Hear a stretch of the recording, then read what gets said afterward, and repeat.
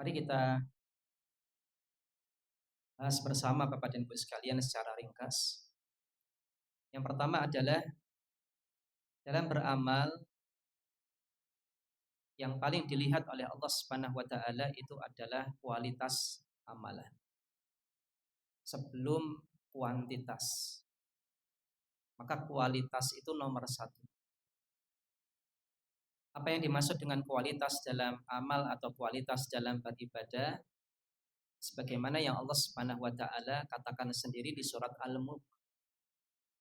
Allah Subhanahu wa taala katakan, "Alladzi khalaqal mauta wal hayata liyabluwakum ayyukum ahsanu amala." Dia adalah Allah zat yang menciptakan kematian dan kehidupan. Tujuannya adalah untuk menguji dan mencoba kalian wahai manusia, siapakah di antara kalian yang kemudian paling ahsan, paling baik, paling bagus amalannya.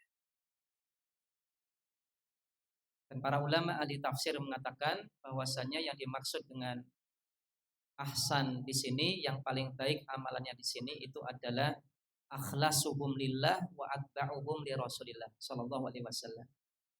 Siapakah di antara hamba-hamba Allah ini yang dalam beramal paling ikhlas dalam amalannya untuk Allah Subhanahu wa taala? Dan siapakah di antara mereka yang paling paling tepat dalam meneladani Rasulullah sallallahu alaihi wasallam dalam beramal? Paling berittiba kepada Nabi sallallahu alaihi wasallam. Maka ini adalah yang dimaksud dengan kualitas dalam amal, yaitu ikhlas dalam beribadah kepada Allah Subhanahu wa taala. Tidak kita nodai ibadah kita dengan niat-niatan selain Allah.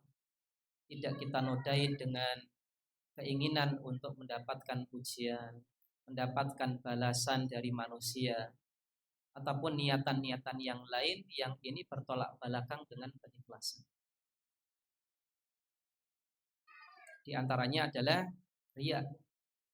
Nabi Shallallahu Alaihi Wasallam memperingatkan para sahabat beliau tentang riya. Dan Nabi katakan, akhwafu ma akhwafu alaikum asyirku al-khafi. Hal yang paling aku takutkan untuk menimpa kalian itu adalah syirik yang sama. Kemudian Nabi Shallallahu Alaihi Wasallam ditanya oleh para sahabat beliau, apa yang dimaksud dengan syirik yang samar wahai Nabi? Maka Nabi Shallallahu Alaihi Wasallam mengatakan riya. Yang dimaksud dengan syirik yang samar itu adalah riya. Karena Bapak dan Ibu sekalian, sebagaimana kita ketahui bersama, riya ini menghapus amalan yang tercampurinya. Meskipun tidak menghapus semua amalan. Tapi kiranya kita sudah bercapek-capek, tapi karena salah niat, harusnya kita hanya niatkan untuk Allah dan karena Allah, tapi kemudian kita campuri dengan niat yang lain. Riya ingin dipuji ataupun yang lain, maka akhirnya kecapean kita dalam beramal itu tidak dinilai sedikit pun oleh Allah Subhanahu wa taala karena amalannya sudah kita rusak sendiri dengan niatan riya. Betul apa yang dikatakan oleh Nabi Shallallahu Alaihi Wasallam, ini syirik yang samar ini paling Nabi khawatirkan untuk menimpa umat Muhammad Shallallahu Alaihi Wasallam karena begitu samarnya. Bapak dan Ibu sekalian dirahmati oleh Allah Subhanahu wa taala, di zaman sosial media itu adalah zaman yang penuh ujian bagi kita bersama, di mana sebagian orang yang kurang bijak dalam menggunakan sosial media kiranya ada yang bermudah-mudahan untuk mengupload pencapaian dalam masalah ibadahnya, untuk menjadikannya sebagai status dalam sosial media ketika sedang melakukan peribadahan kepada Allah Subhanahu wa taala. Ada di antara kaum muslimin bahkan ketika di depan Masjidil Haram, maka mereka bermudah-mudahan untuk vlog dan yang lain, padahal ini sudah dikumandangkan adzan, padahal sudah kemudian sebentar lagi iqomah, tapi kemudian masih saja sibuk untuk ngevlog kegiatan rangkaian manasik haji ataupun umroh yang sedang dilaksanakan. Bapak dan Ibu yang dirahmati oleh Allah Subhanahu wa taala, maka ini adalah sebuah hal yang perlu kita hati-hati di zaman kita mudah untuk mengupload dan memvideo dan memfoto apapun di sosial media kita. Kita perlu bijak untuk kemudian memikirkan kembali kiranya apa niat saya untuk menunjukkan pencapaian saya ini. Apakah saya ini ingin pengakuan dari orang lain, ataukah betul-betul kita murni melakukannya karena ingin memotivasi orang lain karena Allah Subhanahu wa taala, sehingga ikut pula bersemangat ibadah sebagaimana yang Allah Subhanahu wa taala karuniakan semangatnya kepada kita. Bapak dan Ibu yang dirahmati oleh Allah Subhanahu wa taala, maka keikhlasan itu adalah sebuah hal yang nomor satu pentingnya dibandingkan kuantitas ibadah. Itu pula dengan peneladanan kita terhadap sunnah Nabi Shallallahu Alaihi Wasallam. Semakin maksimal kita meneladani dan mencocoki teladan Nabi Shallallahu Alaihi Wasallam dalam beramal, maka kualitas ibadah kita semakin baik dan semakin bagus.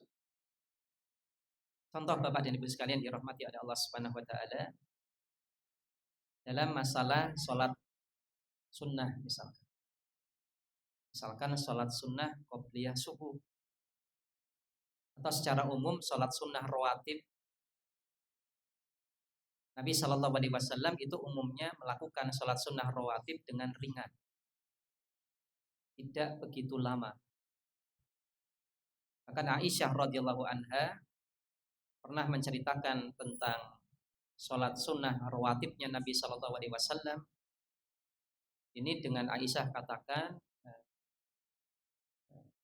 Nabi Shallallahu Alaihi Wasallam melakukan sholat sunnah ringan 2 rakaat, dan saya bertanya-tanya apakah Nabi Shallallahu Alaihi Wasallam membaca Al-Fatihah ataukah tidak,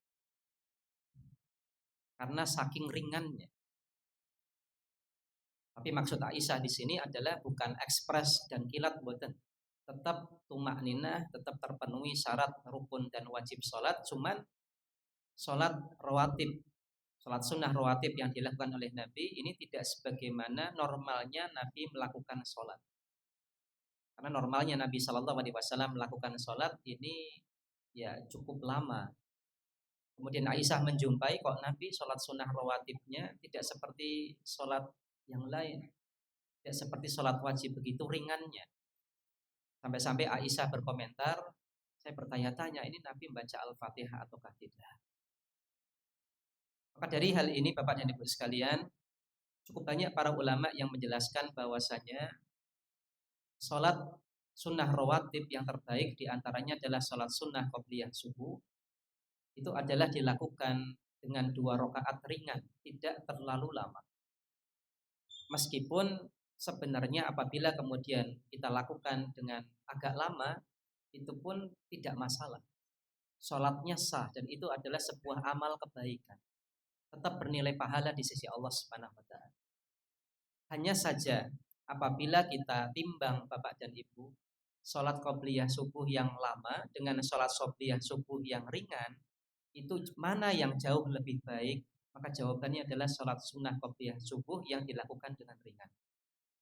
Kenapa demikian? Karena Nabi Shallallahu Alaihi Wasallam melakukannya demikian, dilakukan dengan ringan. Bahkan sebagaimana yang kita pahami bersama, di antara bacaan yang Nabi pilih dalam sholat sunnah qobliyah subuh itu adalah di rakaat pertama setelah Al-Fatihah membaca Al-Kafirun, surat yang pendek. Kemudian di rakaat yang kedua setelah membaca Al-Fatihah beliau membaca surat Al-Ikhlas, pun lebih pendek. Sudah selesai. Maka Bapak dan Ibu yang dirahmati oleh Allah Subhanahu wa taala, dalam masalah ibadah itu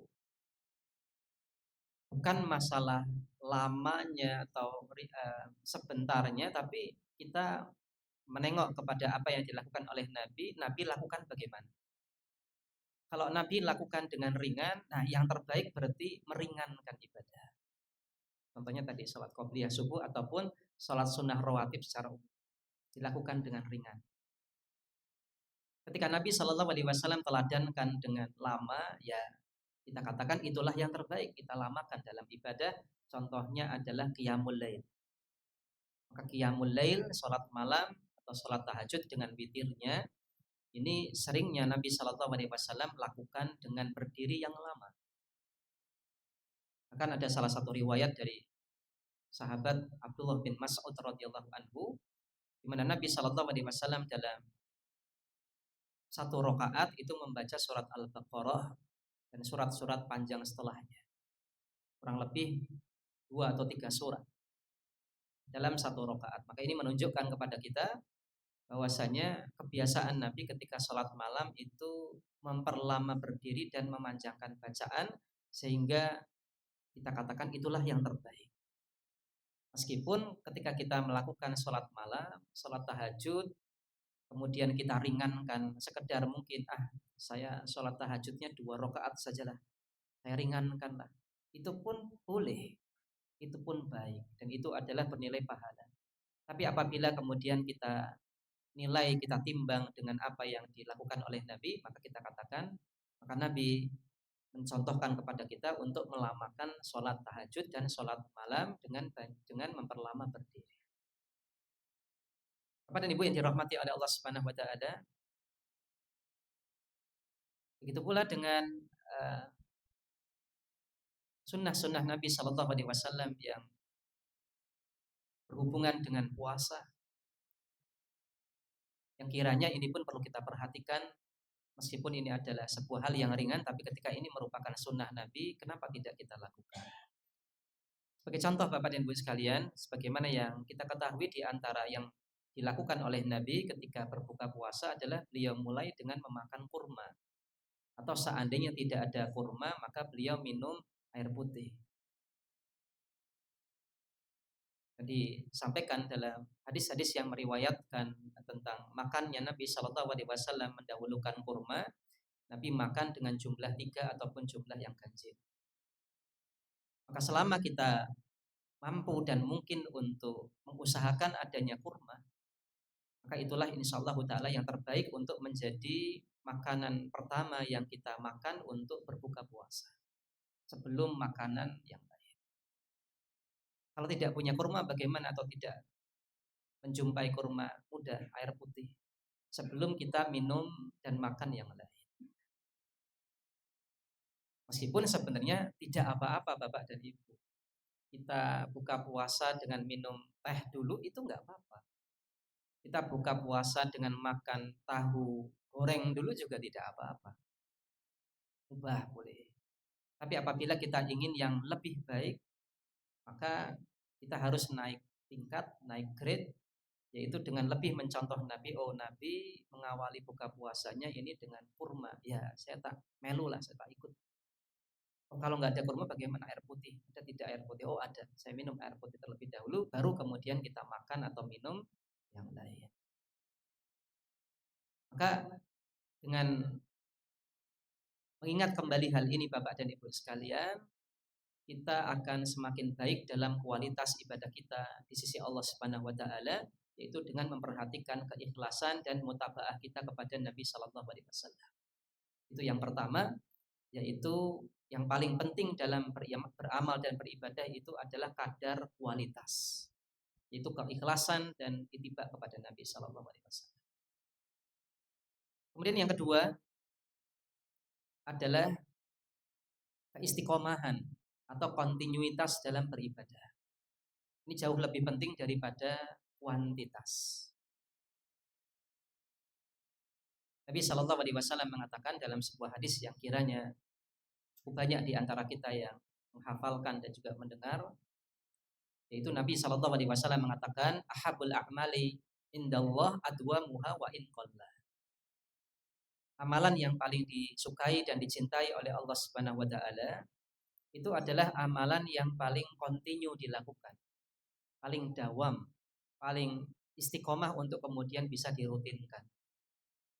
Wa in qalla, meskipun amalan tersebut itu adalah amalan yang kecil dan sedikit. Maka Nabi Shallallahu Alaihi Wasallam memberikan bimbingan kepada kita sangat amat penting untuk kemudian memperhatikan keistiqomahan terlebih dahulu, karena itu adalah hal yang Allah paling cintai. Sebelum kemudian kita menambah jumlah, bilangan, kadar, kuantitas dalam ibadah. Jadi sebelum kita menambah jumlah, bilangan, kadar, dan kuantitas, kita perlu untuk kemudian melatih diri, bisa tidak saya istiqomah dalam melakukan hal ini. Contoh Bapak dan Ibu sekalian, ketika kita ingin memulai untuk melakukan ibadah sholat malam, misalkan sebelumnya belum terbiasa untuk tahajud, kemudian mau memulai tahajud, atau sebelumnya belum terbiasa puasa sunnah, ingin memulai puasa sunnah. Apa yang harus dilakukan? Maka yang harus dilakukan sebelum menambah kuantitas, sebelum memilih kadar sholat malam yang paling lama, kadar puasa yang paling sering, maka PR kita pertama kali adalah pertanyaan, saya bisa istiqomah tidak? Maka kiranya kita awali dengan yang ringan terlebih dahulu. Misalkan kita latih diri kita untuk bisa istiqomah bangun di tengah malam untuk melakukan tahajud, misalkan 2 rakaat dulu. Kemudian witirnya 1 rakaat misalkan. Jadi 3 rakaat.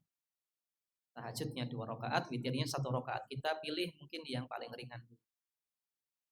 Nah, setelah itu adalah kita istiqomahkan. Bisa tidak besok bangun malam lagi dengan jumlah bilangan rakaat yang sama? Besoknya bisa tidak? Maka setelah ini kemudian kita wujudkan, barulah kemudian kita melangkah ke langkah berikutnya, yaitu menambah jumlah bilangan. Misalkan saya tak tambah 2 rakaat tahajudnya menjadi 4 rakaat, witirnya masih 1 misal, tidak masalah. Kemudian ditingkatkan lagi, tahajudnya 4 rakaat, witirnya tak 3. Terus seperti itu Bapak dan Ibu sekalian, sehingga ketika kita telah mencapai bilangan yang kemudian Nabi Shallallahu Alaihi Wasallam lebih sering lakukan untuk tahajud, yaitu 8 rakaat tahajud dan 3 witir, atau bilangan yang lebih dari itu, kita bisa mengistiqomahkannya. Jadi tidak hanya kita mencapai bilangannya, tapi kita bisa mengistiqomahkannya. Dan sebenarnya Ramadan ini ya tarbiyah dari Allah Subhanahu Wa Taala kepada kita untuk mengistiqomahkan sholat malam, Bapak dan Ibu. Karena sholat witir termasuk bagian dari sholat tarawih, itu bagian dari sholat malam, hanya saja kemudian waktunya diawalkan. Nah, ketika di Ramadan ini kita bisa mengistiqomahkan sholat sunnah, tarawih dan witirnya, diharapkan setelah Ramadan kita bisa untuk lebih istiqomah untuk tahajud, qiyamul lail, witir. Diharapkan demikian. Jangan sampai kemudian di Ramadan ini kita rajin untuk tarawih sampai witir bersama dengan imam, di luar Ramadan kemudian kita sendiri yang melunturkan semangat kita, tidak kita lanjutkan untuk sholat malam. Maka hakikatnya Ramadan ini adalah pendidikan bagi kita untuk bisa istiqomah, bisa dawam dalam beramal. Entah membaca Al-Quran kita, entah sholat witir kita, yang tentunya ini kemudian kita perhatikan setelah kita memperhatikan ibadah-ibadah wajib kita. Contoh yang lain adalah puasa, Bapak dan Ibu sekalian. Memang betul puasa yang paling baik sebagaimana disampaikan oleh Nabi Shallallahu Alaihi Wasallam, itu puasa sunnah paling baik itu adalah puasa Daud. Habus siyam indallahi saumu akhi Daud alaihissalam, kata Nabi Shallallahu Alaihi Wasallam. Nabi mengatakan puasa yang paling Allah sukai itu adalah puasanya sebagaimana yang dilakukan saudaraku Daud alaihissalam. Yaitu sebagaimana kita ketahui, sehari puasa, sehari tidak. Sehari puasa, sehari tidak. Betul, ini puasa sunnah yang terbaik. Hanya saja ketika kita merasa mawas diri, saya ini pemula dalam ibadah, saya baru mau memulai, maka yang paling baik adalah memulai dari yang paling ringan. Kiranya kita latih dulu untuk puasa Senin Kemis. Mungkin Seninnya dulu, Kemisnya belum. Karena puasa Senin Kemis itu tidak harus satu paket, tidak. Boleh Seninnya saja, boleh Kemisnya saja. Yang paling baik memang satu paket, Senin iya, Kemis iya. Mungkin Seninnya dulu. Atau kalau kemudian Seninnya lewat, Kemisnya ada cadangan Kemis. Kemudian setelah itu satu paket, Senin, Kamis. Sudah bisa, alhamdulillah, maka meningkat ke puasa Ayyamul Bid misalkan. 3 hari di tengah bulan. Atau minimal dengan puasa sunnah 3 hari di setiap bulan. Tambah. Tidak harus di tengah bulan, 13, 14, 15 tidak harus. Sudah bisa, nah baru meningkat. Saya nyoba untuk puasa Daud. Sehari puasa, sehari tidak. Maka dengan tips yang seperti ini Bapak dan Ibu sekalian, kita akan bisa melaksanakan ibadah dengan bilangan yang maksimal, tapi juga dengan keistiqomahan yang juga bisa dipertahankan. Berbeda halnya ketika seseorang ingin puasa sunnah langsung puasa Daud, padahal belum terbiasa untuk melakukan puasa sunnah. Betul, ini adalah sebuah kebaikan dan menunjukkan betapa semangatnya kita untuk melakukan puasa sunnah. Dan insya Allah ta'ala ini pun bernilai pahala di sisi Allah. Hanya saja realita menunjukkan keistiqomahan yang kemudian terjadi itu biasanya mudah untuk goyah. Kenapa? Karena kita belum terlatih untuk melakukan hal tersebut, sehingga lebih mudah untuk kemudian kita goyah. Sepertinya saya belum kuat, akhirnya mundur. Ini bukan yang kita harapkan. Oleh karena itulah Bapak dan Ibu sekalian, keistiqomahan itu jauh lebih penting untuk kemudian kita wujudkan sebelum kita mewujudkan kuantitas dalam ibadah. Itu adalah yang kedua, yaitu masalah keistiqomahan dalam ibadah, yaitu kontinuitas dalam ibadah. Sebagai tambahan, Nabi SAW pernah memberikan nasihat kepada salah seorang sahabat beliau, di mana sahabat beliau ini suatu ketika datang kepada Nabi, kemudian sahabat ini berkata kepada Nabi, "Ya Rasulullah, wahai Rasulullah, qul li fil islami qaulan." Berikan saya nasihat dengan satu kalimat di dalam Islam ini, la as'alu anhu, yang mana saya tidak akan bertanya tentang nasihat ini kepada orang selain engkau wahai Nabi sallallahu alaihi wasallam. Maka Nabi sallallahu alaihi wasallam memberikan nasihat yang singkat, qul amantu billah tsumastaqim. Wahai sahabatku, katakanlah aku beriman kepada Allah. Kemudian istiqomahlah Anda dengan keimanan Anda. Nasihat yang begitu sederhana tapi syarat makna Bapak dan Ibu. Yaitu untuk istiqomah dalam keimanan sudah. Nasihatnya cuma itu saja. Karena memang betul dalam realita menunjukkan kepada kita keistiqomahan ini sangat amat kemudian perlu usaha keras kita untuk mewujudkannya. Bukti Bapak dan Ibu sekalian, di beberapa tempat yang kami diundang untuk mengisi rutum taraweh, itu sudah terjadi kemajuan cukup besar, softnya besar. Kemudian ada sebagian takmir yang kemudian mengingatkan jamaah sekalian, mohon maaf Bapak dan Ibu, ya, jangan sampai kemudian kita itu mengalami kemajuan dalam soft, dan sampai kemudian merasakan bosan dalam ibadah dan kemudian kendor semangatnya, dimotivasi oleh salah satu takmir masjid. Karena memang realita terjadi, sudah mulai ini mengalami kemajuan. Ini menunjukkan kepada kita, ya, ini berarti kurang istiqomah. Terlepas dari kita katakan ya kita punya husnudon kepada saudara-saudara kita yang mungkin ada udzur atau alasan hujan, sakit, ataupun mungkin sudah mudik ke rumahnya, tapi kiranya ini nasihat bagi saudara-saudara kita yang sebenarnya ini bisa untuk kemudian menjaga sholat tarawih, tapi kemudian kenapa tidak sholat tarawih di masjid? Terakhir Bapak dan Ibu sekalian dirahmati oleh Allah Subhanahu wa taala, yang ketiga itu adalah perlu kita pahami tentang prioritas dalam beramal, yaitu mengutamakan yang wajib daripada yang sunnah. Mengutamakan yang wajib daripada yang sunnah.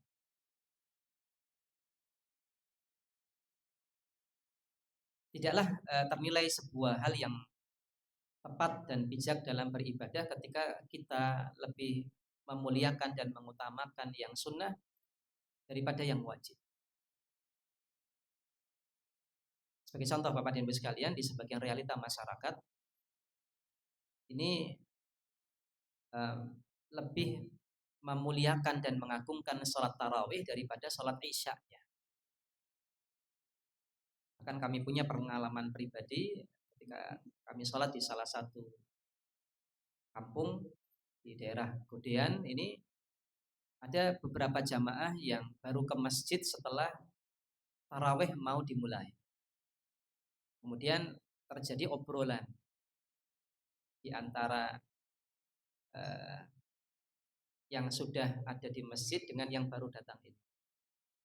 Yang baru datang ditanya, loh kok nembe teko nang masjid? Kenapa kamu kok baru datang ke masjid? Lah iya tarawih kok. Lah iya saya mau tarawih. Lah kok sholat isya orang nang kene?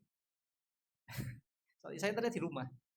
Sholat isya-nya di rumah, baru datang ke masjid untuk tarawih. Maka ini sebuah realita yang terjadi Bapak dan Ibu sekalian, yang menunjukkan kepada kita bahwasanya ini kurang tepat dalam skala prioritas. Harusnya kita lebih memuliakan dan mengagungkan ibadah yang wajib, yaitu sholat isya, bahkan dengan berjamaah tentunya bagi kita laki-laki. Mungkin kita rasakan sholat isya kan bendino ketemu, setiap hari dilakukan. Mau Ramadan tidak Ramadan ya kita wajib sholat isya. Nah, ini terawih itu cuma ada di Ramadan. Nah, mungkin ada yang berpikir demikian, sehingga kemudian seolah-olah lebih memuliakan dan mengagungkan. Tapi ini tetap keliru Bapak dan Ibu. Ketika kita datang ke masjid, justru yang paling utama itu adalah sholat isya berjamaah. Adapun sholat tarawihnya itu berikutnya. Jadi dalam hati kita, ketika hadir ke masjid, maka pengagungan terbesar kita berikan kepada sholat isya-nya yang dilakukan secara berjamaah. Kemudian pengagungan kita berikutnya kepada sholat tarawih dan sholat witirnya. Dan sampai kemudian di sholat witir begitu kita semangat untuk menjaga kekhusyuan, di sholat isya tidak. Kebalik. Harusnya sholat isya ini kita perbaiki. Kemudian setelah itu pelaksanaan sholat tarawih dan sholat witir. Realita yang juga cukup menggelikan bagi kita bersama Bapak dan Ibu sekalian, ada di antara orang yang di bulan Ramadan ini tidak puasa, tapi tarawih tidak pernah absen. Puasa enggak, tapi tarawih tidak pernah absen. Ini kan keliru. Maka skala prioritas dalam beribadah itu begitu pentingnya, sehingga kita tidak keliru prinsip Bapak dan Ibu sekalian. Maka ibadah yang wajib inilah yang harusnya kita lebih perbaiki duluan, terutama di bulan Ramadan ini Bapak dan Ibu sekalian. Jadi sholat-sholat wajib ini kita perbaiki. Setelah itu kemudian kita semangat untuk melakukan ibadah-ibadah yang sunnah, sholat sunnahnya, sholat duha. Kemudian kalau belum terbiasa tahiyatul masjid, maka di bulan Ramadan kita biasakan untuk tahiyatul masjid. Yang belum terbiasa sholat sunnah rawatib, ya mari kita perbaiki sholat sunnah rawatib. Belum terbiasa untuk sholat malam, alhamdulillah kita dilatih dengan adanya sholat tarawih dan witir. Maka kita perhatikan dulu yang wajib, kita perbaiki. Nah setelah itu baru kemudian kita perhatikan yang sunnah. Jangan kemudian kita terbalik dalam masalah ini. Bapak dan Ibu yang dirahmati oleh Allah Subhanahu wa taala, kiranya itu adalah nasihat singkat dan pengingat bagi kita bersama, sehingga kita bisa bijak dan maksimal dalam beramal. dengan urutan sebagaimana tadi kami sampaikan. Yang pertama adalah kita utamakan kualitas dalam ibadah. Setelah itu kemudian keistiqomahan dan kontinuitas dalam ibadah. Setelah itu kemudian prioritas yang tepat, yaitu mengutamakan yang wajib, kemudian yang sunnah, jangan kemudian terbalik.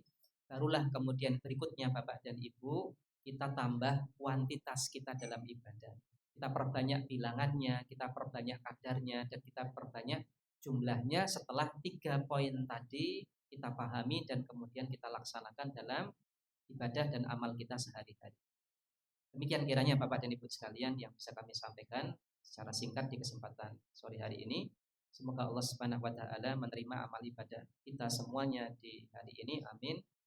Insyaallah taala kita akan lanjutkan mungkin di pertemuan berikutnya jika ada kesempatan. Sallallahu ala nabiyina Muhammadin wa ala alihi washabbihi wasallam. Subhanakallahumma bihamdik asyhadu an la ilaha illa anta astaghfiruka wa atubu ilaik. Wassalamualaikum warahmatullahi wabarakatuh.